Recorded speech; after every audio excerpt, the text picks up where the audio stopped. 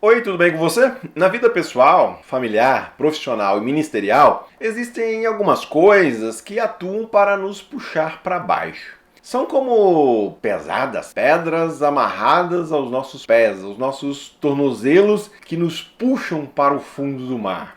Por mais que nos esforcemos para manter a cabeça para fora da água, a luta muitas vezes parece em vão. Na vida de pastores e também líderes de ministério, isso significa afundar todo o ministério, ou até mesmo toda a igreja local. Quais seriam essas pedras que nós precisamos desamarrar de nossos tornozelos? O que nós precisamos deixar para trás para podermos seguir em frente? Fique conosco, vamos falar sobre isso.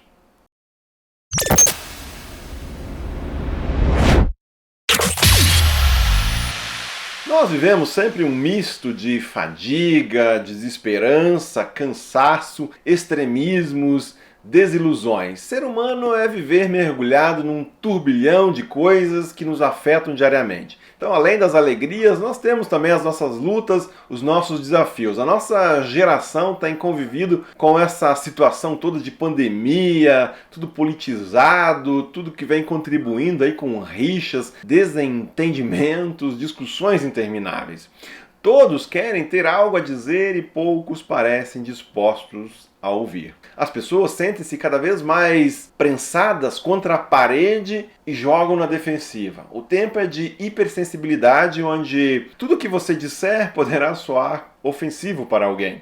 Há uma tensão constante no ar. Tudo isso coopera para que a nossa postura assuma um caráter de fuga, de negação ou, quem sabe, pelo menos de maquiagem da realidade.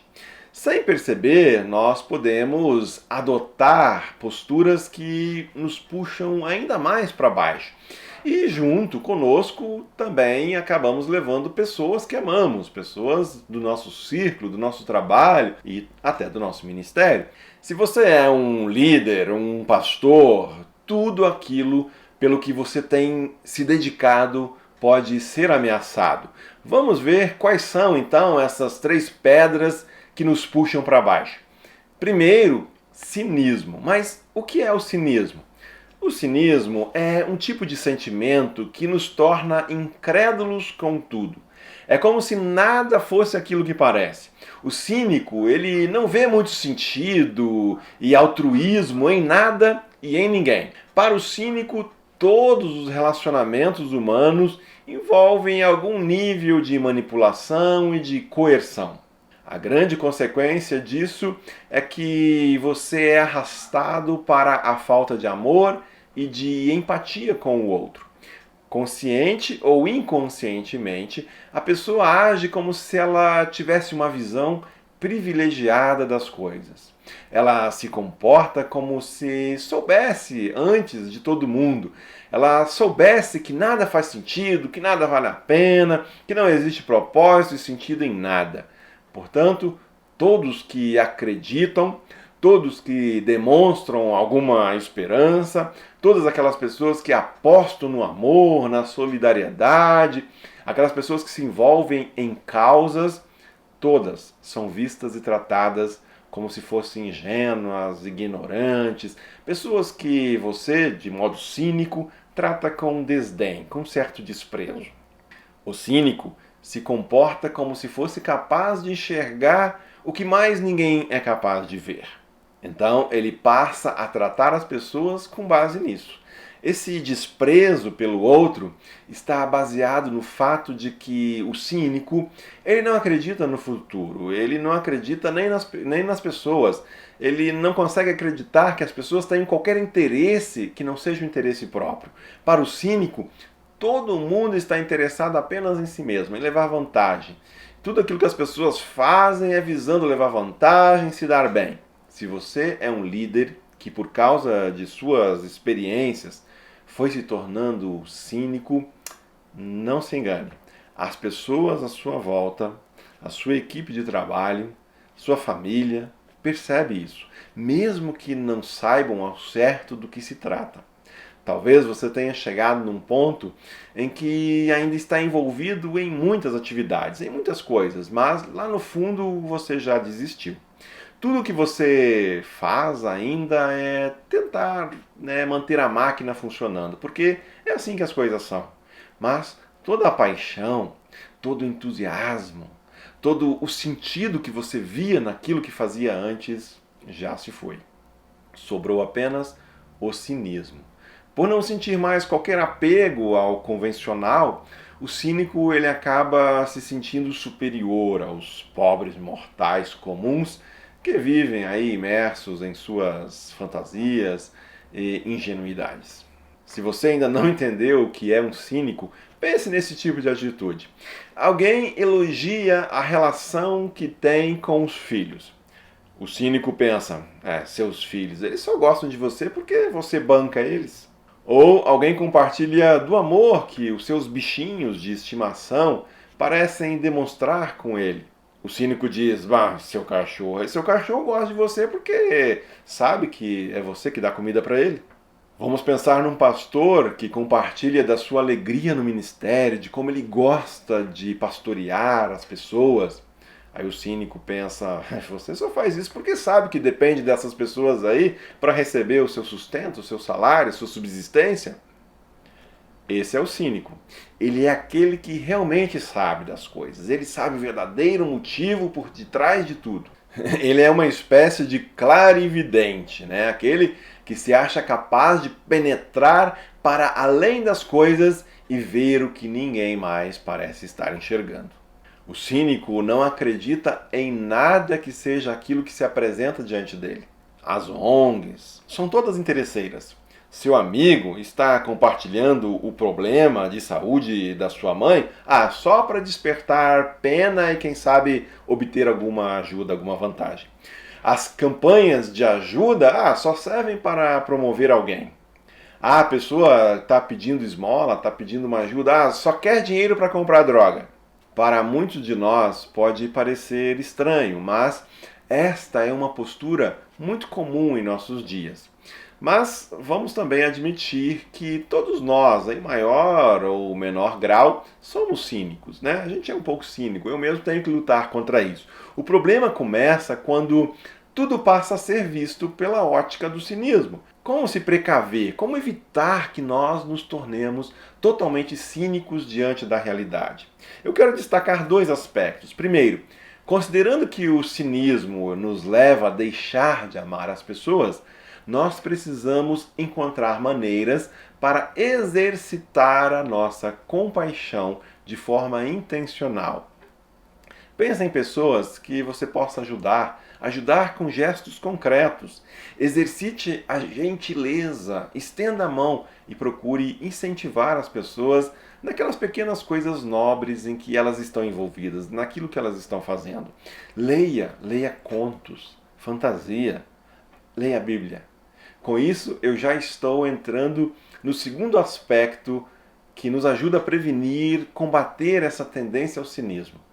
O cínico é alguém que perdeu a capacidade de se deslumbrar. Consequentemente, ele já não consegue mais ser agradecido por nada. Ele não consegue mais dar graças a Deus. A Bíblia, ela nos revela que o mundo e tudo que nele há é uma dádiva. Como tal, há um ser maior, pré-existente, que está por trás de tudo. Logo, há um significado, há um propósito em todas as coisas. Compreender isso pode nos libertar do cinismo. Compreendermos que não somos nós que devemos tentar ver nas coisas alguma dignidade para então ter a nossa atenção, mas que fomos nós que fomos agraciados, mesmo quando nós não éramos dignos. O cinismo não corresponde a um modo correto de olhar o mundo. Como diria Chesterton, o mero viver é interessante o bastante. O cínico acha que enxerga tudo como por uma vidraça que se apresenta limpa e transparente, mas talvez esteja contemplando apenas as coisas por um espelho. Amor, compaixão e deslumbramento. Eis a cura para o cinismo. Vamos então para a segunda pedra que nos puxa para baixo? Nostalgia. O que é nostalgia? Bom, A nostalgia é aquele sentimento de que o passado era melhor do que o presente. E, por causa disso, nós acabamos olhando muito mais para trás, consequentemente, deixamos de mirar o futuro e desfrutar o presente. A nostalgia pode acabar numa profunda melancolia. É uma espécie de saudade de algo que já se foi, mas não apenas uma saudade comum, e sim um apego ao passado que é romantizado, ele é idealizado. Este é um sentimento muito comum na igreja. Quantas vezes você já ouviu que as coisas não são mais como eram antigamente? O ponto é que não é mesmo. As coisas mudam e sempre será assim, sempre vivemos mudando. A nostalgia nos leva ao passado idealizado, um tempo que nós recriamos apenas em nossa mente e que sequer é real. Muitas vezes as coisas nem foram assim como nós imaginamos que tenham sido, mas prevalece aquele forte sentimento de se fosse possível voltar no tempo. Ah, aquele tempo, aquele lugar, aquilo lá que era bom. Mas vejam, por mais que, sim, que Deus tenha agido na história, que Deus ele tenha agido no passado, ele continua agindo, salvando vidas hoje. Um pastor batista chamado Sam Rainer disse a seguinte frase: mostre-me uma igreja que ama o passado mais do que o futuro, e eu lhe mostrarei uma igreja que é desobediente. Deus agiu, Deus age e Deus agirá. A história de Deus com o seu povo vai rumo a um futuro glorioso, quando Jesus Cristo retornará e o seu reino será pleno. Por mais que a saudade seja boa, é em frente que nós devemos seguir. Aceitar passivamente ser tomado pela nostalgia pode causar acomodação, paralisação. Quando nós nos deixamos tomar pela nostalgia em nossas igrejas, em nosso ministério, o que nós teremos é uma igreja apática, uma igreja desanimada. Uma excelente maneira de nós enfrentarmos a nostalgia é planejar. Planejar nos remete para frente. Claro que todo planejamento requer que se reconheça, que se valorize o estado atual e também a história. Mas, neste caso, não se trata de um olhar nostálgico para a história, mas sim de um olhar de reconhecimento e gratidão, buscando subsídios e autoconhecimento.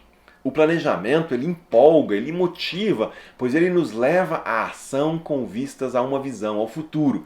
A igreja se torna ciente de quem é, de onde está e onde deseja chegar. Vamos então à terceira pedra que nos puxa para baixo? Fantasia.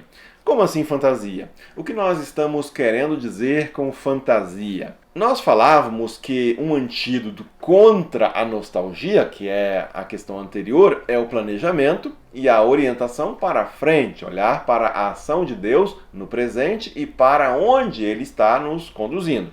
A fantasia, ela nos faz ter uma ideia errada quanto ao futuro. Um pastor pode, por exemplo, amar mais a igreja do futuro do que a igreja do presente.